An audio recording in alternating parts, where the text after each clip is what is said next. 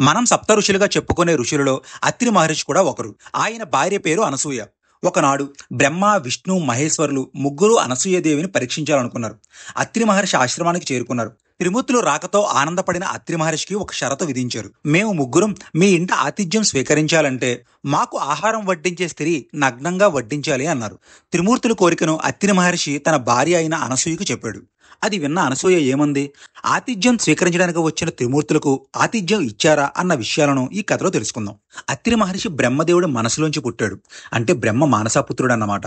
అలా పుట్టిన అత్రి మహర్షి బ్రహ్మదేవుడు లోకరక్షణ కోసం నేను కొంతమందిని సృష్టిస్తున్నాను, నువ్వు గొప్ప తపశ్శక్తిని పొంది నాకు ఈ సృష్టి కార్యంలో సహాయపడాలి అని అడిగాడు. అందుకు అత్రి మహర్షి సరే అన్నాడు. ఒక అడవిలో కఠోరమైన తపస్సును ప్రారంభించాడు. ఈ మహర్షి చేసిన ఘోర తపస్సుకు ఆయన కళ్ళల్లోంచి ఒక గొప్ప తేజస్సు బయటికి వచ్చి భూమి ఆకాశం అన్ని దిక్కులా వ్యాపించింది. ఆ తేజస్సును భూమాకాశాలు కూడా భరించలేకపోవడం వల్ల అది సముద్రంలో పడింది. ఇది బ్రహ్మదేవుడికి తెలిసి ఆయన ఆ తేజస్సుని అత్రి మహర్షి పెళ్ళయ్యాక తేజస్సు యొక్క కొంత అంశతో చంద్రుడు కుమారుడుగా పుడతాడని, క్షీరసాగర మదన సమయంలో మిగిలిన అంశ వచ్చి చంద్రుడిని కలుస్తుందని చెప్పి వెళ్ళిపోయాడు. కొంతకాలం తరువాత అత్రి మహర్షికి దేవహూతి, కర్దముడనే దంపతులకు పుట్టిన 9 మంది కూతుళ్లలో ఒక కూతురైన అనసూయాదేవితో పెళ్లి జరిగింది. పెళ్లి చేసుకున్న అత్రి మహర్షి అనసూయాదేవితో కలిసి జీవిస్తున్నాడు.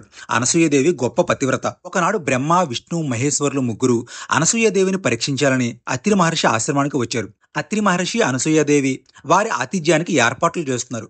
అప్పుడు త్రిమూర్తులు మహర్షితో మాకు వడ్డించే స్త్రీ నగ్నంగా వడ్డించాలి అన్నారు. ఆ విషయం అత్రి మహర్షి భార్యకి చెప్పాడు. భార్య చిన్న చిరునవ్వు నవ్వి దానికి అంగీకరించింది. అనసూయదేవి అంగీకారంతో అత్రి మహర్షి మీ కోరిక ప్రకారమే ఆతిథ్యాన్ని స్వీకరించండి అని త్రిమూర్తులకు చెప్పాడు. త్రిమూర్తులు స్నానం చేసి కూర్చున్నాక అనసూయదేవి వారి మీద మంత్రజలం జల్లింది. చంటి పిల్లలు చేసి నగ్నంగా వడ్డించింది.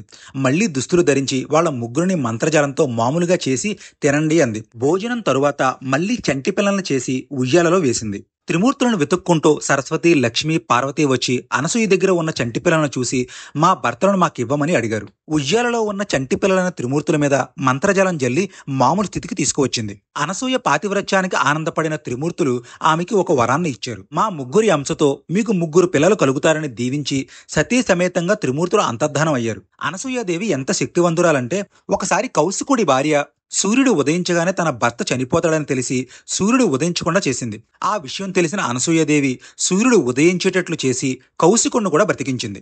త్రిమూర్తులు దీవించిన అత్రి మహర్షి దంపతులకు పిల్లలు కలగలేదు. అందుకని వారు 100 సంవత్సరాలు భార్యతో కలిసి తపస్సు చేశాడు.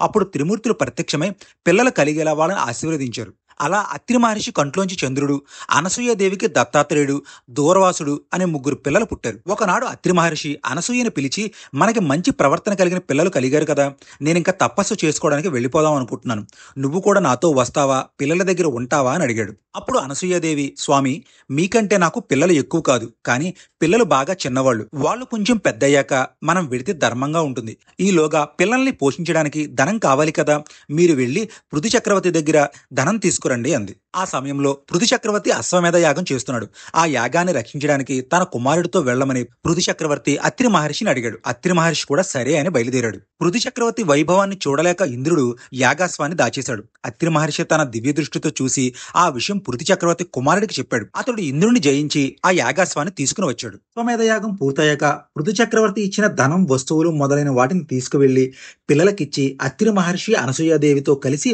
తపస్సు చేసుకోవడానికి వెళ్లిపోయారు.